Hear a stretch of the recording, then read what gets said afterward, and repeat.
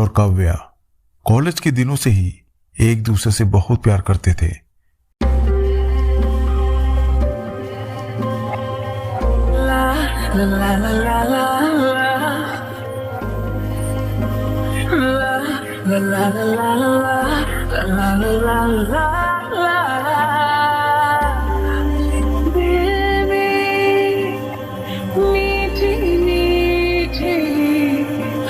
बजती है हर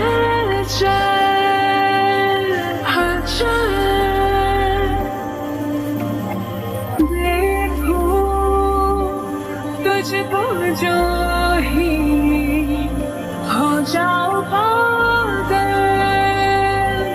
पागल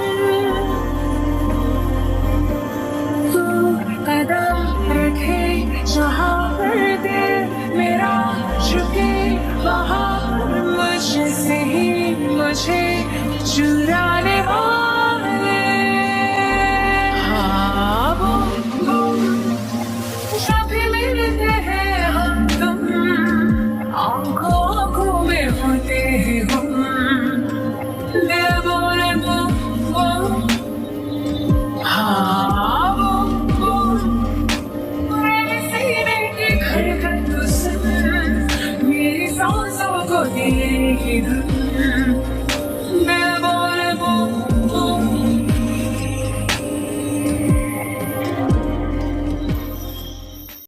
कॉलेज की पढ़ाई पूरी करने के बाद सुरेश ने अपने पिता का कारोबार संभालना शुरू कर दिया और काव्य के घर वालों ने उसकी शादी के लिए काव्य पर दबाव बनाना शुरू कर दिया। इसलिए काव्य ने सुरेश को मिलने के लिए बुलाया। सुरेश, अब मैं तुम्हारे बिना एक पल भी नहीं रह सकती। मैं तुमसे जल्द से जल्द शादी करना चाहती हूँ, नहीं तो मेरे घर वाले मेरी शादी किसी और से करवा देंगे और ऐसा होने से पहले मैं अपनी जान दे दूंगी। मैं भी तुम्हारे बिना जी नहीं सकता। मैं आज ही अपने डैड से बात करूंगा। अगर वे मान गए तब भी, और अगर वे ना माने तब भी, मैं सिर्फ और सिर्फ तुमसे शादी करूंगा काव्या। I love you. रात को डाइनिंग टेबल पर सुरेश ने अपने पिता को बता दिया कि वह काव्य से शादी करना चाहता है। ये सुनकर उसके पिता गुस्सा हो गए। सुरेश, तुझसे मुझे ये उम्मीद नहीं थी। क्या तू जानता नहीं कि तेरे पिता का इस शहर में कितना नाम है, कितनी शोहरत है, कितना रुतबा है। तेरी शादी उसी लड़की से होगी जिसका घराना मेरी बराबरी का होगा, समझे तुम? डैड, आपने अपने नाम, शोहरत, रुतबे और दौलत के बारे में सोचा? आपने अपने बेटे की खुशी की परवाह नहीं की? तो सुनो, नहीं चाहिए मुझे आपकी ये दौलत।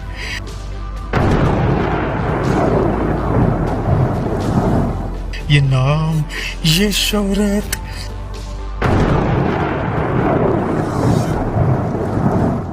मैं काव्या के बिना जिंदा नहीं रहूंगा। डैड, सुना आपने? मैं काव्या के बिना नहीं जिंदा रहूंगा।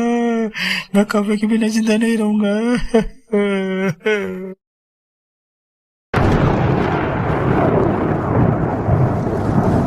लेकिन जब सुरेश ने कहा कि वह काव्य के बिना जिंदा नहीं रहेगा, तब अपने इकलौते बेटे की जिद के सामने उसके पिता ने घुटने टेक दिए।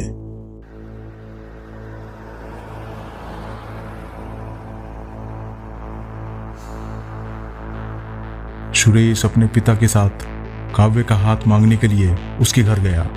घर बैठे बैठे आए हुए इतने बड़े घराने के रिश्ते को काव्य के माता पिता ठुकरा न सके। दोनों परिवारों की सुलह सम्मति से काव्य और सुरेश की शादी का दिन तय कर दिया गया। उनकी शादी बहुत धूमधाम से हुई और दोनों हनीमून ट्रिप पर निकल गए। काव्य ने जब घर को देखा तो बहुत खुश हुई। रात होने पर वह घड़ी आ गई जिसका दोनों को बेसब्री से इंतजार था। प्रणय क्रिया करते करते जब वे थक गए तब दोनों गहरी नींद में सो गए। अब रात के 2:30 बज चुके थे। अचानक कुछ टूटने की आवाज आई। सुरेश नींद से उठ गया। उसने देखा काव्य बेड पर नहीं थी। सुरेश के होश उड़ गए। वो बेड से उठा और काव्य को ढूंढने लगा।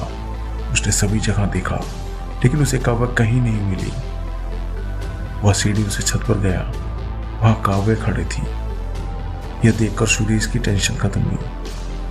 वह उसे बुलाने लगा।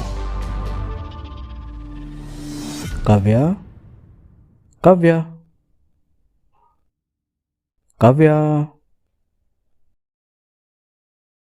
लेकिन काव्या कुछ नहीं बोली।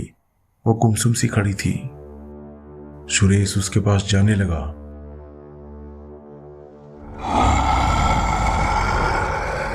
काव्या, काव्या, काव्या। अचानक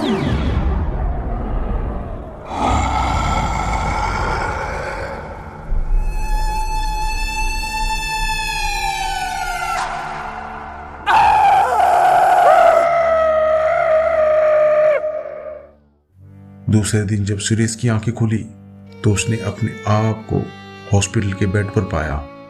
सामने उसके पिता खड़े थे। उनकी आंखों में आंसू थे। सुरेश काव्य काव्य कहकर रोने लगा। काव्या, काव्या, काव्या, काव्या।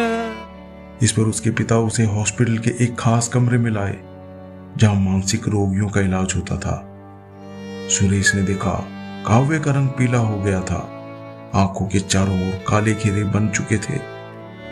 वह पागलों की तरह बड़बड़ाती, कभी हंसती और फिर वह सुरेश को घूरने लगती।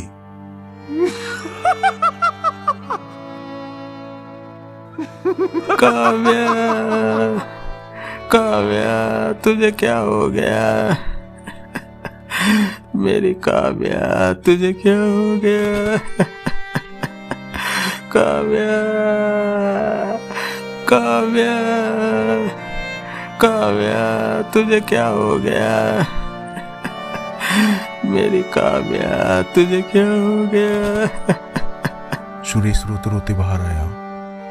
वहां काम वाली बाई ने सुरेश के पिता से कहा, कुछ महीनों पहले एक लड़का अपनी गर्लफ्रेंड को उस घर में लाया था जिसमें सुरेश और काव्या ठहरे थे।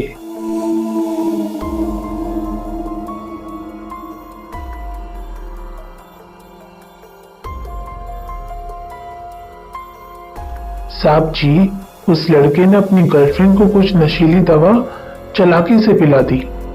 जब लड़की बेहोश हो गई तब उस लड़के ने उसका शोषण किया, लेकिन उस लड़की को होश आ गया और जब उसने अपनी ऐसी हालत देखी तो वे गुस्से से आग बबूला हो गई। दोनों के बीच बहस हो गई।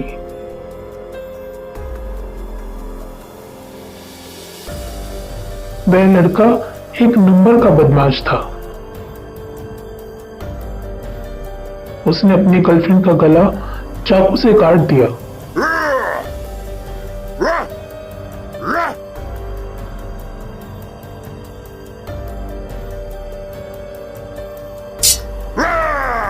वह वहां से भाग गया। जब पुलिस वहां पहुंची तब लड़की अधमरी हालत में मिली। उसने तड़पते हुए सब बता दिया। जब तक उसे अस्पताल में पहुंचाया गया उसकी सांसें रुक गई। साहब जी, लोगों ने उस लड़की के भूत को उस घर के आसपास भटकते देखा है।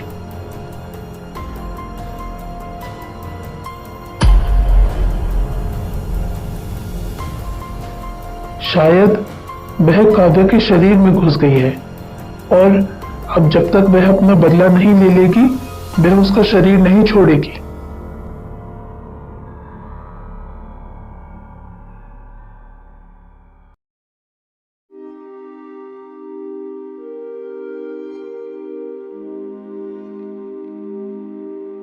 अगर आपको ये स्टोरी अच्छी लगी है तो हमें सब्सक्राइब करें और हाँ दोस्तों, ऑल सेलेक्ट करके नोटिफिकेशन बेल दबाना ना भूलना।